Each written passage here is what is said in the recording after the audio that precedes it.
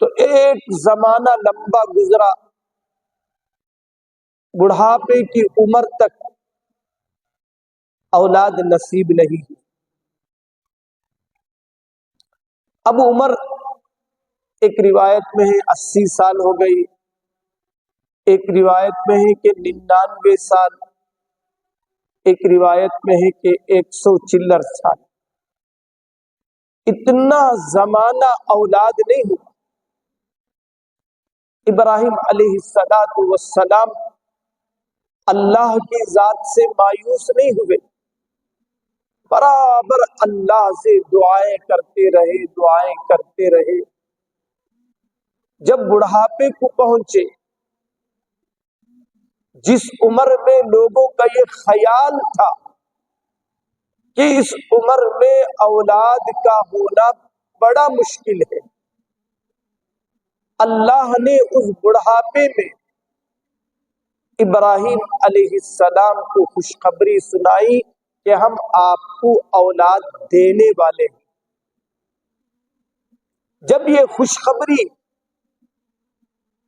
آسمان سے فرشتے لے کر آئے، ابراہیم علیہ السلام کو خوشخبری سنائی اولاد کے پیدا ہونے کی، تو آپ کی بیوی وہاں کھڑی تھی، کہنے لگی، ہنسنے لگی، اس عمر میں مجھے بچہ پیدا ہوگا، عجوز عقیم، میں تو بوڑھی ہو چکی ہوں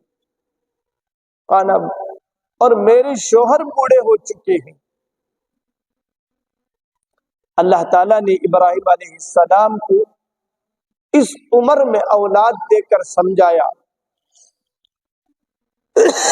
اللہ کے لیے کسی بھی عمر میں اولاد دینا آتا ہے، یہ اللہ ہی کی قدرت ہے۔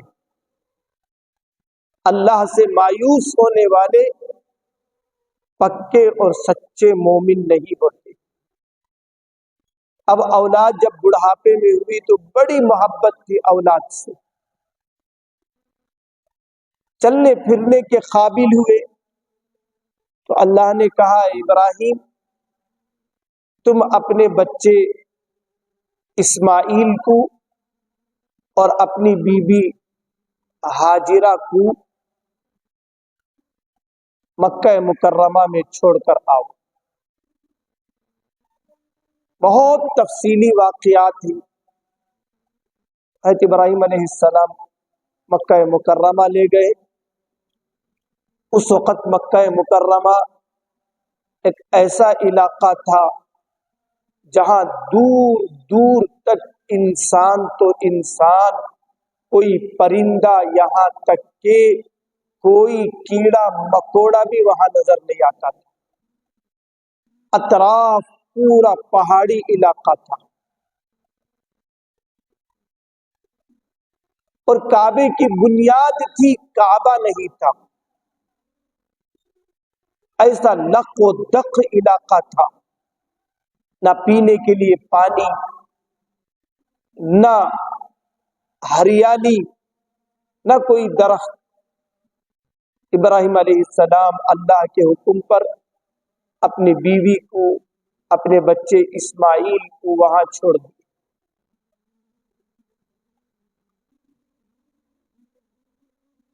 حضرت ابراہیم اسماعیل علیہ السلام بالکل چھوٹے بچے تھے، دودھ پیتے بچے تھے۔ اللہ کا حکم ہوا، چھوڑ دیے۔ یہاں ذرا کرنٹ چلا گیا تو ہمیں سب کے درمیان پریشان ہوتا ہے۔ وہاں چیخ و پکار کو بھی سوائے خدا کے کوئی سننے والا نہیں تھا۔ اس علاقے میں اللہ کے حکم پر چھوڑے۔ اللہ نے کہا، ابراہیم تمہیں چھوڑ کر وہاں سے لوٹ جانا ہے، ٹھہرنا نہیں۔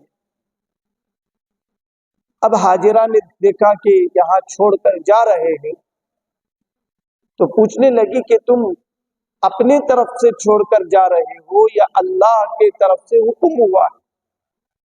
چونکہ وہ جانتی تھی میرے شوہر نیک ہے، رحم دل ہے، ہم سے محبت کرنے والے ہیں، یہ اس بیابان ویران جگہ کہاں چھوڑ کر جاتی۔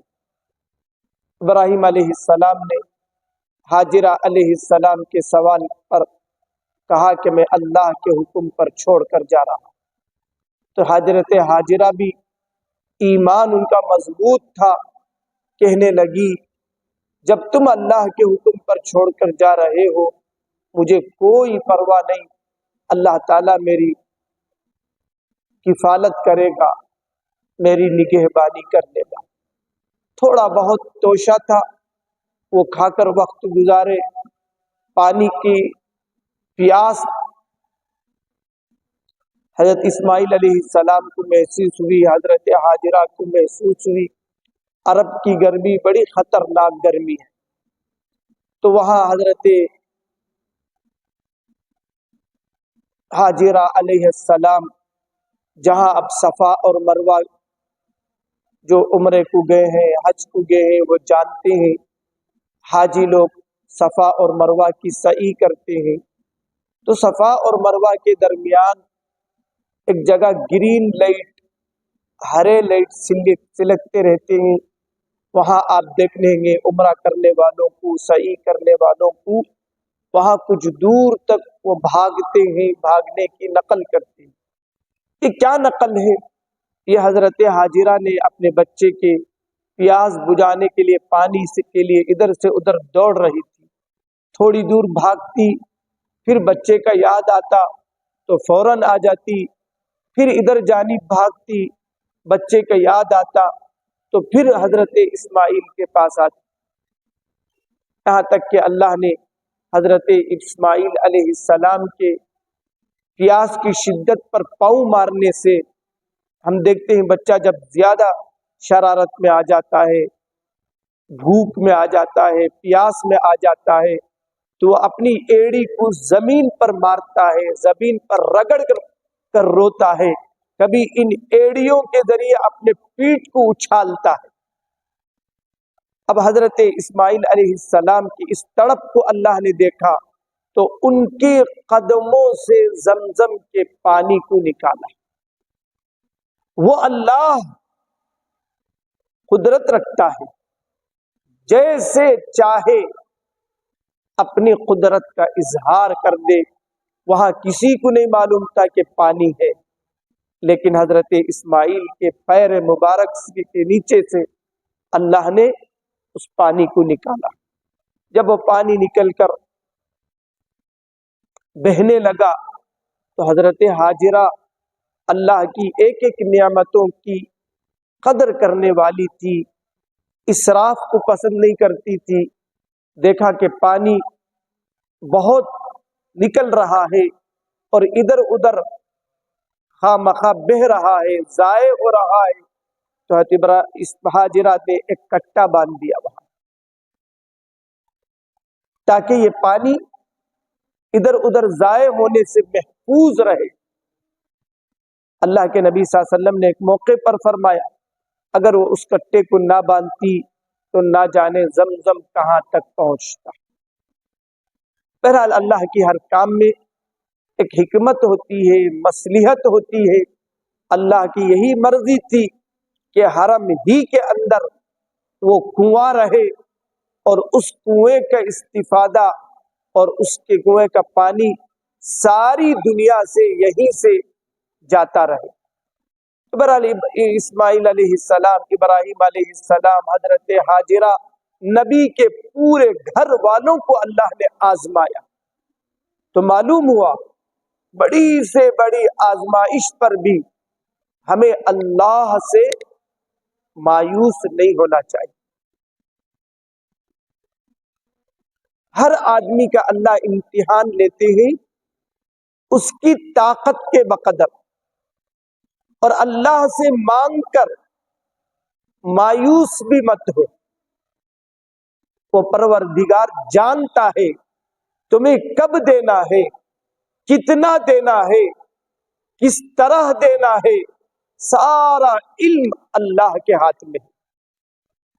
اب حضرت اسماعیل علیہ السلام کی برکت سے اللہ نے ایک ایسا کنواں جاری فرمایا کہ قیامت تک وہ کنویں کا پانی کبھی ختم نہیں ہوگا۔ ایک موقع پر وہاں پانی کا نام و نشان نہیں تھا. آج بھی مکہ مکرمہ میں کنویں نہیں ہیں. وہاں بازو جدہ ایئرپورٹ کے قریب میں ایک بڑا سمندر ہے جدے میں. اس سمندر کا پانی فلٹر ہو کر مکہ مکرمہ میں آتا ہے. تو بہرحال